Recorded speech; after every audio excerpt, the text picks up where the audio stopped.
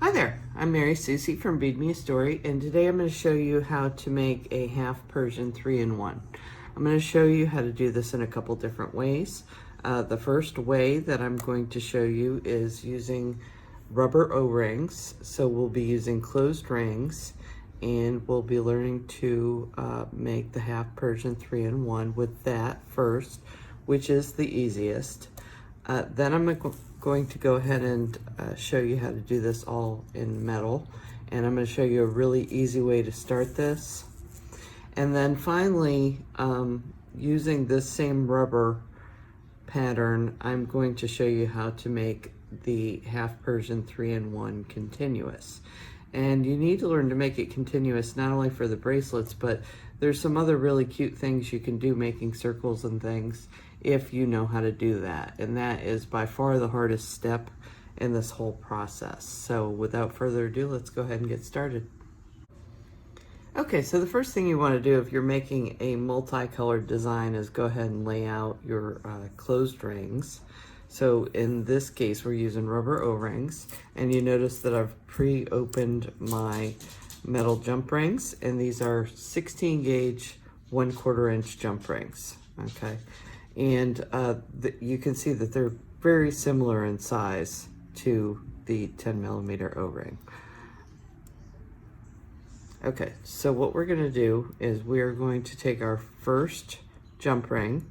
I'm gonna take the first 3 rubber O-rings. Okay, so you can see this will be a 3-in-1. And I like to pick up my third one first. Sorry, I had those out of order. Third one first, and then the first and second. And it really doesn't matter which of these first two you pick up first, because you're going to be able to flip over this jump ring and have them in the correct order that you want them in. Okay, so we've got 3 rings on 1 ring. And now what we want to do is I'm going to pull the pink up front, and then I've got the red. This is our candy red, the coral orange. Okay, and you notice how I have these laying so they're a stair step. So you can see the pink goes up to the red, goes up to the coral. Okay, now I'm going to pick up another jump ring. I'm going to pass through the red and the coral. So jump ring, the closed ring 2 and 3. I'm going to pick up my next color in this progression. Notice I'm picking it up on my left side. That's my non-dominant side. And I'll close that jump ring. Okay, and you can see these still have the stair step. You see they step up to one another. And then you'll also notice now that if you look at the jump rings, they're starting to do that too. Okay, now we're just going to keep going with this. So I'm going to pass through the eye that's between the next 2 rings. And another way to look at this is you're just passing through those 2 rings. But you can see, if I show you real close up here, you can see that there's kind of an eye that forms between these 2 rings when they're intersected. Okay, and that's what we mean when we say passing through the eye. Really means passing through both rings, but there is an intersection that forms. Okay, so now we're going to go to our buttercup yellow.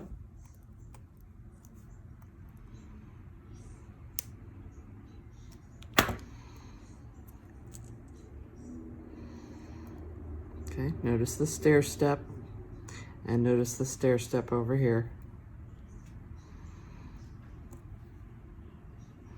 Okay, now to our bright kiwi.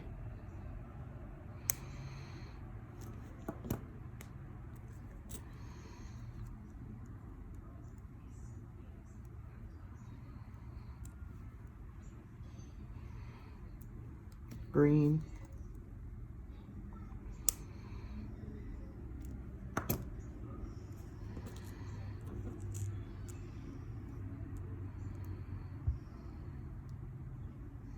Again, passing through the eye between the previous 2 that I added on. blue wave.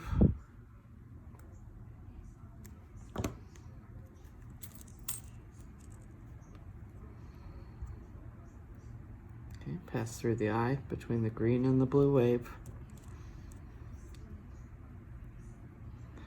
Celestial blue.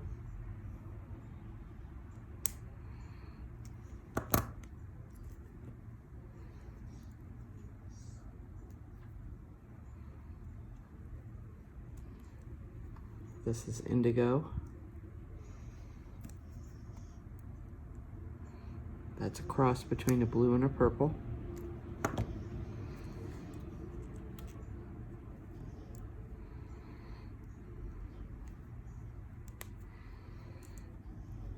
Next is Purplicious.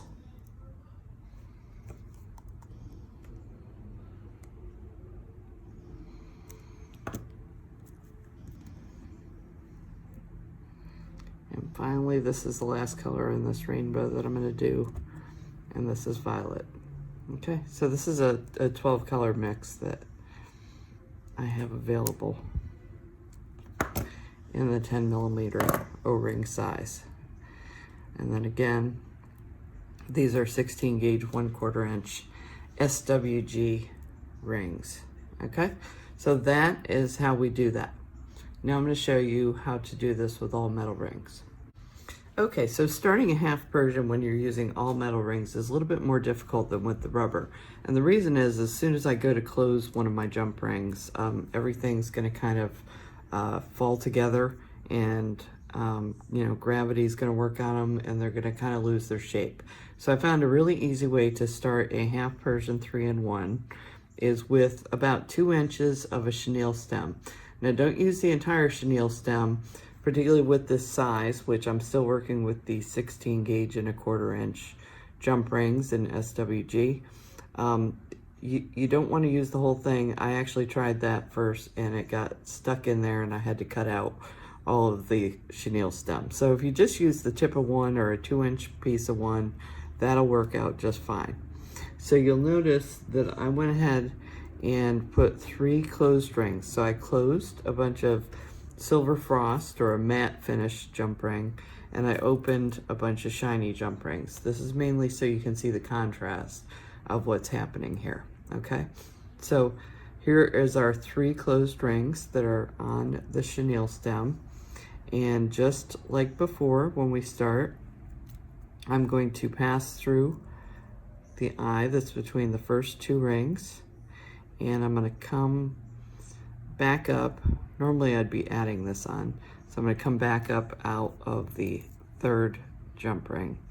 And you can see everything's holding its position when I go to close this ring, so I don't have to worry about putting it all back together once I set my pliers back down. Okay, so you can see that these rings are going in a stair step once again, and we're going to be looking to do that with our shiny jump rings too. So as I add this next one in, now I'm going to pass through the eye that's between the 2nd and 3rd jump rings. Okay, and I'm going to add another closed ring on to my chenille stem. Now when I do this one, I can either push this right prong down, or I can pull the left prong up through this jump ring. Doesn't really matter which. And I'm going to push it down just a little bit, just so the chenille stem is still holding on to this row.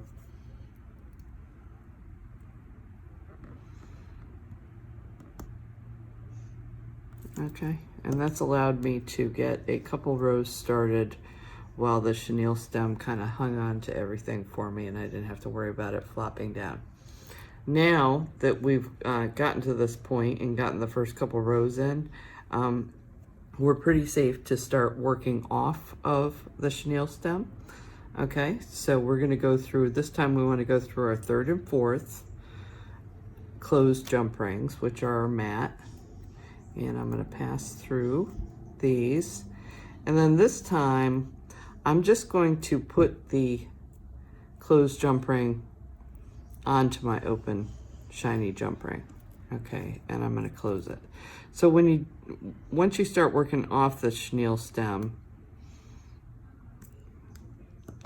then you can see that this ring is going to be a little bit loose, but have no fear. All we're going to do is we're going to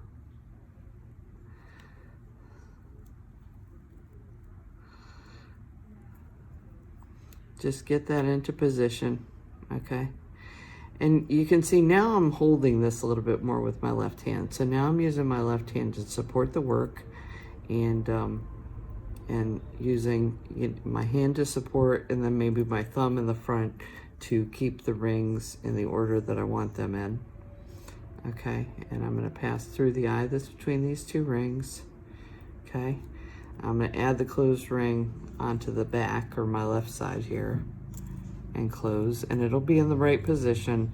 But now that I'm not using the chenille stem anymore for support, I'm going to have to pull this ring up, tilt it back up each time, and support it as I move along my row. Okay, so that is how I like to start a half Persian 3-in-1 when I'm using all metal jump rings. And now in just a minute, I'm going to show you how to make a continuous circle using the half Persian 3-in-1. Okay, so when I make a continuous circle with a closed ring half Persian 3-in-1 method, what I'm going to do, you can see that this was my starting end. This is part of why I used a rainbow. So you could see that it started at the pink, red, coral, and then it ended at the indigo, purplicious, and violet.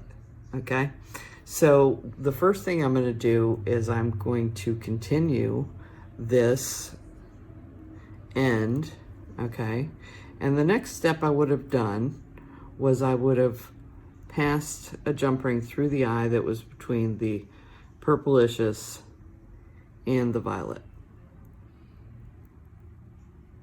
Okay, now once I've done that, and you'll notice I'm moving from the right to left direction, and that's mainly so that you can kind of see this continuation a little bit better.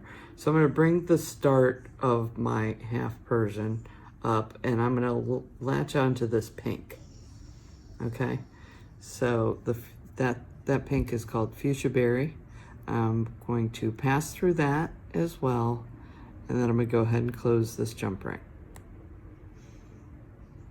And at this point, I'll have one more jump ring that I'm going to add to turn this into a perfect circle. Okay, so at this point, you can see we have indigo, purplicious and violet, and then we have the pink. So let me pull, what I'm going to do now is I'm going to pull the pink up in front of that violet, and now you can see, if you ignore the jump rings, you can kind of see that I have my stair step going around in the rubber O-rings. Okay, so those are continuous, and the only part that's not continuous at this point is the metal jump rings. Okay, so I've got one more jump ring to make this happen. So now I'm going to pass through, in the same way that I just did the purplicious and the violet, I'm going to pass through the fuchsia berry, the pink, and the violet. I'm going to pass through the eye of those.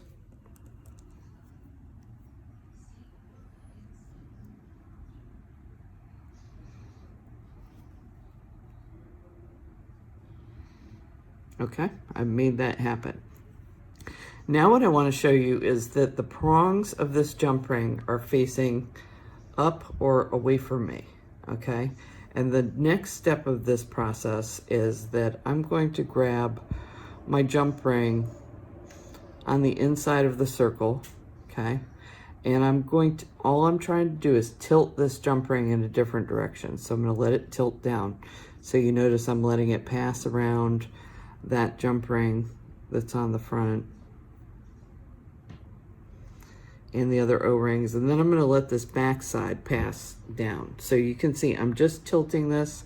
I'm not doing anything to connect this or anything like that. I just have it tilted down. So now if I look at this formation in the same way, you can see that the prongs of the jump ring are coming back towards me. And that's exactly what I need to have happen so that I can now grab this. I can let this prong of the jump ring feed up into the red. It's the one that's closer to the red. Okay, and then I'm going to close this jump ring. And now you're going to find out that this is a continuous circle. Okay, and our stair step is happening with our rubber rings as well as with our jump rings, and you can't tell where this started or ended. And I'll just show this to you in the bracelet. Okay, you shouldn't be able to tell where you started or ended this pattern. Okay, so now I've shown you all the very basic techniques with Half Persian 3-in-1. I used an AR of about 4 with this ring. You can use larger rings that have a wider opening, and that'll work just fine. And I just want you to notice here that these are much smaller rings. I started with an aspect ratio of about 4 here, but it's obviously going to be a little bit smaller. The rubber O-rings are a little thicker. However, when you see an ideal aspect ratio listed with a particular weave, just keep in mind that when you're using rubber O-rings, that aspect ratio can be a little bit smaller than they state. So you can get away with a little bit more just because that's going to be a little tighter and have a little bit more friction. So I hope you enjoyed this video. Be sure to like this video and follow me on YouTube, and all of the projects and lots more are available at beadmeastory.com. Thanks so much.